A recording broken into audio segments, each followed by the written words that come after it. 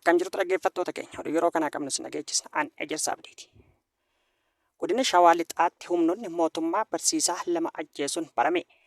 Barsiisaa Lammii Naccoo fi obbo Joonsee Daanyee kanneen jedhaman bara dheeraaf dararaa sirnoota dhufaa darbaatiin manneen hidhaa adda addaatti dararamaa turuu kan himan maddeen jijjiirama boodallee hidhaa waraana bilisummaa Oromoo waliin qabdu jedhamuun dararaan isaan irra gahaa ture hamaa akka ture ibsanii jiru.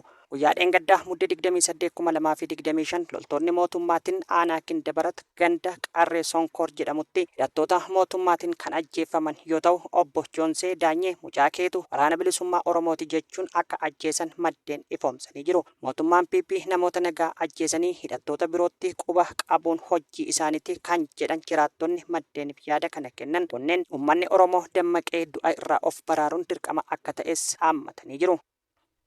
Gootichi waraana bilisummaa Oromoo zoonilee garaagaraa keessatti diina du'aa fi madoon adabe. Meeshaalee waraana hedduus dugda diinaa irraa hiikachuu beeksisee jira. Cecitoonni kaayyoo haqaa abdiin saba gabroomee gootichi waraana bilisummaa Oromoo diina uummata Oromoo lafa irraa duguuguuf maqaa sakattaa waraana bilisummaa Oromoo dayeeffachuun guutuu Oromiyaa keessatti ergama dabaa fudhachuun baay'inaan bobbaafaman zoonilee waraana cufa keessatti du'aa fi madoon adabee injifannoo dachaan galmeessaa jiraachuu beeksise. Bifuma kanaanis kaaba Oromiyaa godina Walloo aanaa Baatee keessatti muddee 26/2025 ganama sa'aatii 3 irraa eegaluun lola jajjabeen waraana bilisummaa Oromoo ergamtoota mootummaa PP irraa maqaa sakattaa waraana bilisummaa Oromoo jedhuun baate irratti bakkoota akka Kaatarii, Tammanoo, Dhaddachoo, Hagamsaa fi Mommaajjii jedhamanitti taasiseen humna diinaa irraa battalatti 6 ol ajjeesuun 10 ol kan taatu madoo dandammii hin qabneen adabee meeshaalee waraanaa adda addaas irraa hiikuun mooraa qabsoo bilisummaa Oromoof galii godhuu beeksisee jira. Tarkaanfii diinaaf yaaddoo firaafa abdii ta'e jajjabee waraana bilisummaa Oromoo aanaa Baatee bakkeewwan olitti eeraman irratti fudhatee du'aa fi madoon adabee kanaanis gama meeshaatiin rasaasa PKM 400 Jororoo tokko uffata waraanaa fi kophee danuu irraa booji'uun mooraa qabsoo bilisummaa Oromoof galii godhee jira.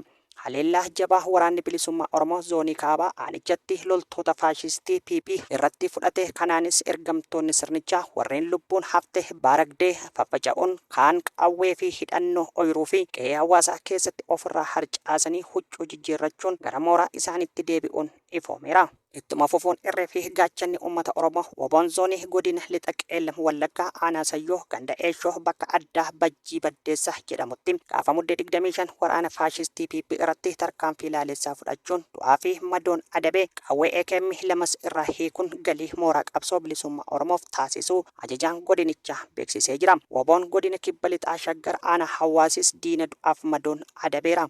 Ittuma dabaluun gootichi abdii fi gaaddisni sabaa woboon zoonii Arsadee godina kibba lixaa Shaggar aanaa Sabbata Hawaas magaalaa Awaashitti muddee 25/2025 galgaleesse itti seenuun hidhattoota maafiyaa PP guyyaa uummata saamuun mooratti galte qabeenya ilma hiyyeessaa nyaattu irratti dursee haxxee hidhee itti seenuun dhukaasa tarkaanfii fudhateen diina du'aaf madoon adabee mooricha keessa ari'ee baasuu beeksisee jira. Tarkaanfii fudhatame kanaan hidhattoota maafiyaa PP 4 ajjeesuun 6 kan madeesse yoo ta'u moota nagaa jireenya dhuunfaa isaanii jiraatan kan murni bilxiginnaa hidhattoota fi kaabinootan wal ta'uun yeroo dheeraaf dararaa turan hidhattoota ari'uun hidhamtoota mana hidhaa keessaa akka baaseen hoogganaan waraana bilisummaa Oromoo naannicha gabaasee jira.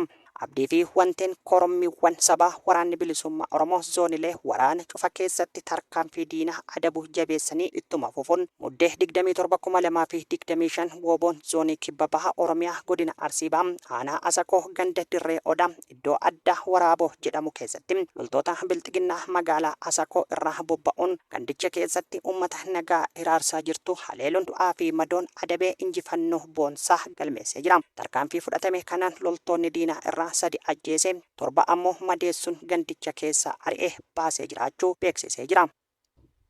Humnoonni finxaaleeyyii faannoo tarkaanfii tibbana godina Wallagga Bahaatti poolisoota fi milishoota Oromiyaatiin irratti fudhatame haaloo ba'uuf humna dabalataa Goojjamii gara aanaa Kiraamuu galchaa akka jiran hagame. Jiraattonni maddeeniif yaada isaanii kennan halkan dahoo godhatanii laga Abbayyaa ce'anii aanaa Kiraamuutti nama akka turan himanii jiru. Humnoonni kun aanaa Kiraamuu ganda Baagin jedhamu qubatanii haleellaaf of qopheessaa akka jiran jiraattonni dubbatanii jiru. Bulchiinsi aanaa Kiraamuu immoo aantummaa faannoof qaba jedhanii jiraattonni komatu. Aanaa Kiraamuutti miseensonni maatii hooggantoota aanichaa hedduu hooggansa faannoo ta'anii uummata buqqisaa akka jiran jiraattonni ragaa waliin dubbatu. caasan aanaa fi faannoon bosona jiru waluma keessa jiru jedhu jiraattonni. Hidhattoonni finxaaliyyii faannoo laga Abbayyaa ce'anii yeroo haaloo bahiinsaaf ganda baagin iddoo addaa Ofcii jedhamutti walitti qabaman caasan aanaa utuma beekuu callisee akka taa'aa jiru jiraattonni ni himu. Humna laga Abbayyaa ce'ee dhufe irratti tarkaanfii saffisaan yoo hin fudhatamne miidhaa guddaa uummata nagaa irraan gahuuf deemaa jiru jedhu jiraattonni. Kana malees caasaa hoggansa aanaa Kiraamuu irrattis tarkaanfiin sirreeffamaa akka fudhatamu jiraattonni mootummaa naannoo Oromiyaa gaafatanii jiru. Eegumsi karaa humnoonni finxaaliyyiin ce'anii dhufan irratti taasifamu jabaachuu akka qabanis dhaammatanii jiru.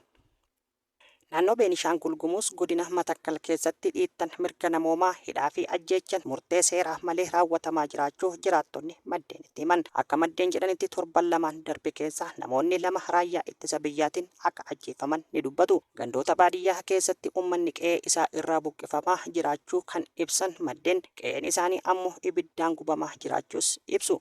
Namootni 200 ol aanota buleenii fi wambaraa irraa hidhaman mana hidhaa godinichaa Gilgil Balas jedhamutti hidhamanii jiraachuus maddeen kan gabaasan yoo ta'u, namoonni kun qabata waraana bilisummaa Oromootu jedhuun hidhamuu isaanii maddeen himanii jiru. Pirezidaantiin Iraan Maasuud Peeshmaark biyya isaanii Ameerikaa, Israa'elii fi Awurooppaa waliin lola guutuu keessa jirti jedhan. Peeshmaarkaan kana kan dubbatan Neetaahoon Doonaald Tiraamp waliin osoo wal hin argin dura akkasumas waraanni guutuun ka'uu akka danda'u agarsiisanii jiru. Lolli Iraan, Israa'el, Ameerikaa fi Awurooppaa waliin qabdu kan Iraanii fi Iraaq bara 1980 keessa taasisanii caalaa hammaataa ta'a jedhanii jiru. Humnoonni kun nu balleessuu waan barbaadaniif lola guutuu keessa jirra jedhan. Egaan hordoftoota keenya oduun har'aaf qabnu asirratti raawwannee jirra. Qophiilee keenya biroo afaan waliin turtii gaarii isiniin jenna.